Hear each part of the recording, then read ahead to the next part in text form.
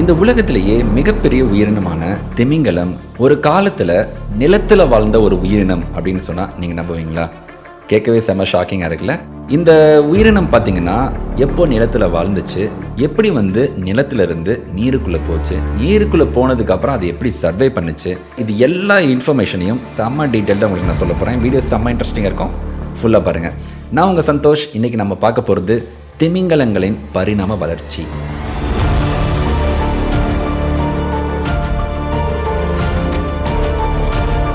முதல்ல இந்த திமிங்கலங்களோட மூதாதையர்களையும் அவங்களோட பரிணாம வளர்ச்சி பற்றி நம்ம தெரிஞ்சுக்கணும். அப்போ தான் எப்படி இந்த திமிங்கலங்கள் நிலத்திலிருந்து நீருக்கு போச்சு அப்படிங்கிறது நம்மளுக்கு டீட்டெயிலாக புரியும். இந்த திமிங்கலங்களோட மூதாதையர்களை ரெட்டை குழம்பிகள் அப்படின்னு சொல்கிறாங்க. குழம்பிகள் அப்படின்னா ஆக்சுவலாக குழம்பு அப்படின்னா இந்த விலங்குகளோட கால் பகுதியில் கடினமான பகுதி இருக்குல்ல, அதான் குழம்புன்னு சொல்லுவாங்க. நம்மளுக்கு எப்படி பாதம் இருக்கோ அதே மாதிரி அந்த விலங்குகளுக்கு டபிள்யூ ஷேப்பில் பார்த்தீங்கன்னா ஒரு குழம்பு மாதிரி அதோட கால்கள் அமைப்பு இருக்கும். அதை தான் குழம்பு அப்படின்னு சொல்லுவாங்க. ஃபார் அன் எக்ஸாம்பிளுக்கு பார்த்தீங்கன்னா இப்போ இருக்கிற மான், மாடு, ஒட்டகம், பன்றி, நீர் யானை இதுகளுக்கெல்லாம் பார்த்தீங்கன்னா அந்த குழம்பு இப்பயுமே இருக்குது. நீங்கள் மற்ற விலங்குகள் பார்த்துருக்கீங்களோ இல்லையோ, மாடு கண்டிப்பாக பார்த்துருப்பீங்க. அந்த மாட்டுக்கு பார்த்தீங்கன்னா கால் ஒரு டபிள்யூ ஷேப்பில் இருக்கும். ஸோ அதை தான் குழம்பு அப்படின்னு சொல்லுவாங்க. இந்த வகையில் வந்தது தான் இந்த நம்மளோட திமிங்கலத்தோட மூதாதையர்களும். இந்த விலங்குகள் பார்த்தீங்கன்னா சுமார் 5.6 கோடி முதல் 3.4 கோடி ஆண்டுகளுக்கு முன்னாடி இயோசின் காலத்தில் வாழ்ந்திருக்கலாம் அப்படின்னு விஞ்ஞானிகள் சொல்கிறாங்க. ஆக்சுவலாக இந்த விலங்குகள் ஏன் நிலத்திலிருந்து நீருக்குள்ளே போச்சு அப்படிங்கிறதுக்கான ஒரு கொஸ்டின் வரும்ல, அது என்னங்கிறத இப்போ பார்க்கலாம். டைனோசர்கள் அழிஞ்சதுக்கு அப்புறம் நிலத்தில் உணவுக்கு கடுமையான போட்டி இருந்துச்சு. ஆனால் கடல் மற்றும் நீர்நிலைகளில் புதுசாக நிறைய உணவுகள் கிடைச்சது. அதனால நிலத்தில் இருந்து ஒரு விலங்கு கூட்டம் உயிர் பிழைக்கிறதுக்காக உணவு தேடுறதுக்காகவும் கொஞ்சம் கொஞ்சமாக நீர்நிலைகளுக்குள்ள போய் வேட்டையாட ஆரம்பிச்சது. இதுதான் திமிங்கலங்களோட பரிணாம வளர்ச்சியோட முதல் படினே சொல்லலாம். சரி, அதெல்லாம் ஓகேங்க. எந்த விலங்கிலிருந்து இந்த திமிங்கலம் இப்படி மாறுச்சு அப்படின்னு ஒரு கொஸ்டின் வரும். ஸோ அதுக்கான ஆதாரங்களை இப்போ நான் சொல்கிறேன். இதோட முதல் ஆதாரம் என்னன்னா பாக்சிடஸ். காலம் பார்த்தீங்கன்னா சுமார் 5 கோடி வருஷங்களுக்கு முன்னாடி இயோசின் ஆரம்ப காலத்தில் இந்த பாக்சிடஸ் அப்படிங்கிற விலங்கு இப்போ இருக்கிற பாகிஸ்தான் நாட்டில் வாழ்ந்திருக்கு. அப்போது அந்த டைமில் இந்த பகுதிகள் எல்லாமே கடலோர பகுதியாக, ஆழம் இல்லாத கடல் பகுதியாக இருந்திருக்கு. இது எப்படி யார் கண்டுபிடிச்சாங்கன்னா, இந்த உயிரினத்தோட தொல்லியல் படிமங்களை முதலாக 1979 ஃபிலிப் ஜிஞ்சரிச் அப்படிங்கிற விஞ்ஞானி முதல்ல பாகிஸ்தானில் இதை கண்டுபிடிச்சாரு. இது ஒரு நிலவிலங்கு தான். ஆனால் அதை டீட்டெயில்டாக ஆராய்ச்சி செஞ்சு பார்க்குறப்போ அதோட காதுகளோட எலும்பு அமைப்பு இப்போ இருக்கிற திமிங்கலங்களுக்கு இருக்கிற மாதிரியே இருந்திருக்கு அப்படின்னு தெரிஞ்சது. சொல்லப்போனால் நிலத்தில் வாழ்கிற உயிரினங்களுக்கு இந்த மாதிரியான காது அமைப்பு இருக்காது. அதனால் இதுதான் திமிங்கலங்களோட மூதாதையர் அப்படின்னு ஃபர்ஸ்ட் ஸ்டெப்பாக இதை கண்டுபிடிச்சாங்க. இன்னும் சில ஆதாரங்களும் இருக்குது, நான் டீட்டெயிலாக சொல்கிறேன். இந்த பாக்சிடஸ் பார்க்குறதுக்கு ஒரு நாயோ இல்லைன்னா ஒரு ஓநாய் மாதிரி இருந்தாலும் அதுக்கு குழம்புகள் இருந்திருக்கு. இது நீருக்குள்ளே வேட்டையாட ஆரம்பித்தது தான் திமிங்கலங்களோட பரிணாம வளர்ச்சியின் முதல் படியாக இருந்திருக்கு. அடுத்த ஆதாரமாக ஆம்பிலோசிடஸ் அப்படிங்கிற ஒரு உயிரினத்தை கண்டுபிடிச்சாங்க. இதோட காலம் பார்த்தீங்கன்னா சுமார் 4.8 கோடி வருஷங்களுக்கு முன்னாடி இயோசின் காலத்தில் ஆம்பிலோசிடஸ் இப்போ இருக்கிற பாகிஸ்தானோட கடற்கரையில் வாழ்ந்திருக்கு. இதை 1994 ஹான்ஸ் திவின்சன் அப்படிங்கிற விஞ்ஞானி பாகிஸ்தானில் கிட்டத்தட்ட ஒரு முழுமையான எலும்பு கூட கண்டுபிடிச்சாரு. சொல்லப்போனால் இதுதான் ஒரு விலங்கு கடலுக்குள்ளே வாழ ஆரம்பித்ததுக்கான ஒரு தெளிவான ஆதாரத்தை கொடுத்துச்சு. இந்த விலங்குக்கு நடக்கும் திமிங்கலம் அப்படின்னு ஒரு பேரும் இருக்குது. இந்த உயிரினம் பார்த்தீங்கன்னா நிலத்திலையும் நடக்கும், தண்ணீர்லையும் நீந்தும். ஆனால் நிலத்தில் மெதுவாக நடந்திருக்கு.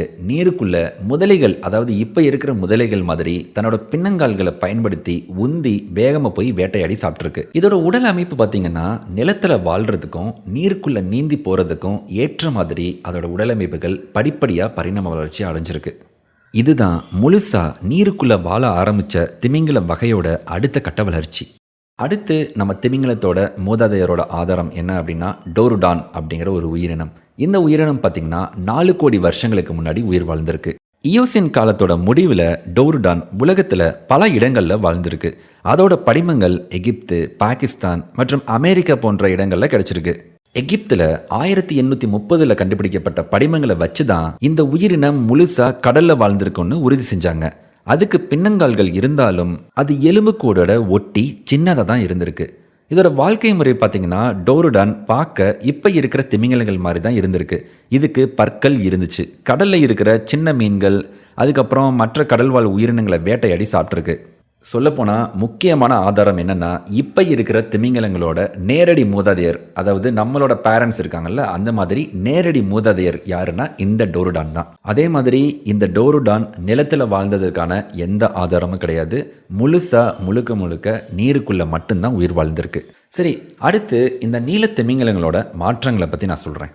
ஆக்சுவலாக திமிங்கலங்கள் கடலுக்குள்ளே போனதுக்கப்புறம் அதோட காது பகுதியில் பெரிய மாற்றம் நடந்திருக்கு.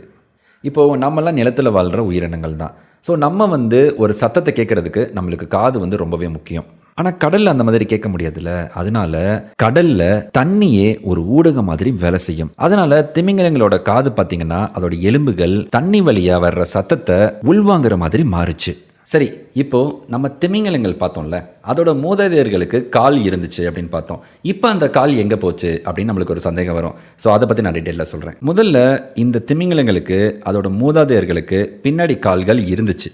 ஆனால் முழுசாக கடலுக்குள்ளே போனதுக்கப்புறம் அந்த கால்கள் தேவைப்படலை.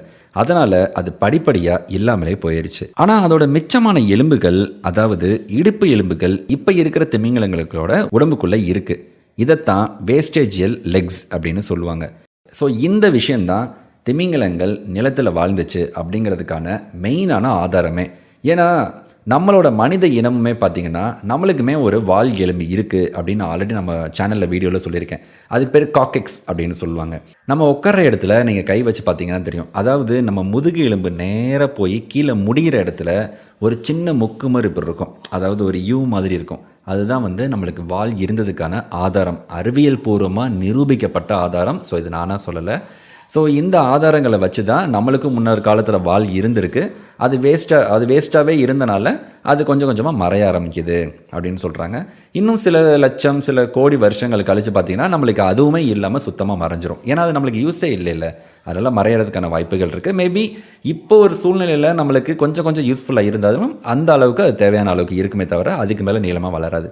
ஸோ அதே மாதிரி தான் திமிங்கலங்கள் நிலத்தில் வாழும்போது அதுக்கு கால் தேவைப்பட்டுச்சு. அது நீருக்குள்ளே போனதுக்கப்புறம் அதோட உடம்புக்குள்ளே அதை கால் தேவைப்படாதனால அதோட எலும்புகள் இன்னும் கொஞ்சமே இருக்குது. ஸோ அதுதான் மெயினான ஆதாரமாக இன்றைக்கி நம்ம பார்க்குறோம். ஆரம்ப காலத்தில் திமிங்கலங்களுக்கு மூச்சு விடுறதுக்கான மூக்கு பகுதி பார்த்திங்கன்னா அதோட வாய் பக்கத்தில் தான் இருந்திருக்கு.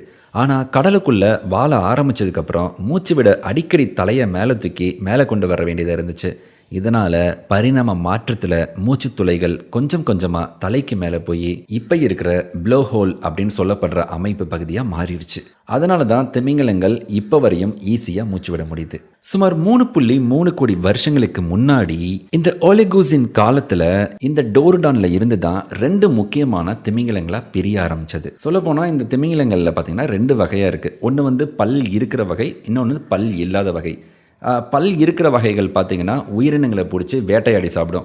ஆனால் பல் இல்லாத வகை திமிங்கலங்கள் பார்த்திங்கன்னா உயிரினங்களை அதை பிடிச்சி வடிகட்டி சாப்பிடும். அதாவது பல்லை கடித்து சாப்பிடாது, வடிகட்டி அதை அப்படியே முழுங்கிடும். சொல்லப்போனால் இப்போ இருக்கிற டால்ஃபின், இந்த கொடூர திமிங்கலங்கள், அதாவது கில்லர் வேல்ஸ் அப்படின்னு சொல்லுவாங்கள்ல, இதெல்லாம் பார்த்திங்கன்னா பல் இருக்கிற வகையை சேர்ந்ததாக வந்துடும். நம்ம இன்னொரு ஆதாரங்கள் பார்க்கலாம். என்ன அப்படின்னா, இதுக்கு முன்னாடி இந்த பாக்சிடஸ் இந்த மாதிரி விலங்குகள், அப்புறம் டோருடான் இந்த மாதிரி விலங்குகளில் இருந்து தான் நம்ம ஆதாரங்கள் எடுத்தோம் நிலத்தில் வாழ்ந்த உயிரினங்கள் அப்படின்னு சொல்லிட்டு.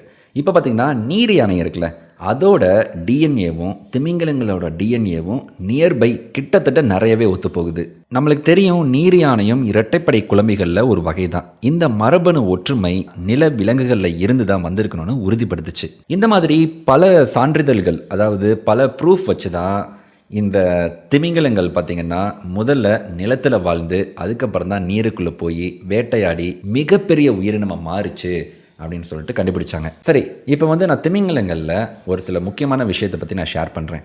அதை நம்ம கேட்டாலே ரொம்ப பிரமிப்பாக இருக்கும். ஒரு திமிங்கலத்தோட இதயம் இருக்குல்ல, அது பார்த்திங்கன்னா ஒரு குட்டி கார் சைஸ்க்கு இருக்குமா. அவ்வளோ பெரிய இதயம் இருக்கும் அந்த திமிங்கலத்துக்கு. அதே மாதிரி ஒரு திமிங்கலத்தோட நாக்கு பெருசாக வளர்ந்த ஒரு யானையோட எடைக்கு சமமாக இருக்குமா. இப்போது மீன்கள்லாம் பார்த்திங்கன்னா நிறைய குட்டி போடும், நீங்களே பார்த்துருப்பீங்க. ஆனால் திமிங்கலங்கள் ஒரே ஒரு குட்டி தான் போடும். இப்போ யானை பார்த்திங்கன்னா ஒரு குட்டி தானே போடும். அதே மாதிரி திமிங்கலங்களும் ஒரே ஒரு குட்டி தான் போடும். அது பிறக்கிறப்பையே ஒரு யானை வளர்ந்த மிகப்பெரிய யானையோட அளவுக்கு இருக்குமா.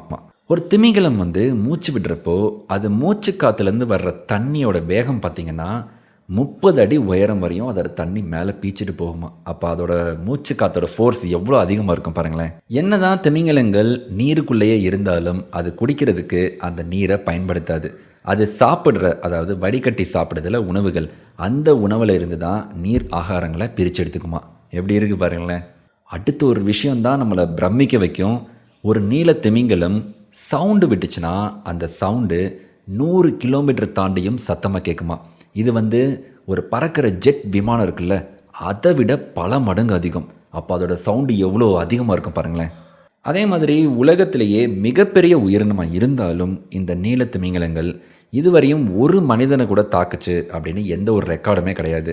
பொதுவாக சொல்லப்போனால் இந்த திமிங்கலங்கள் ரொம்பவே சாதுவானது, நீல திமிங்கலம் மட்டும். இந்த திமிங்கலம் அப்படின்னா அதோட பேருக்கு காரணம் என்ன தெரியுமா? திமிங்கலம் அப்படின்னா பெரிய மீன் அப்படின்னு அர்த்தமா.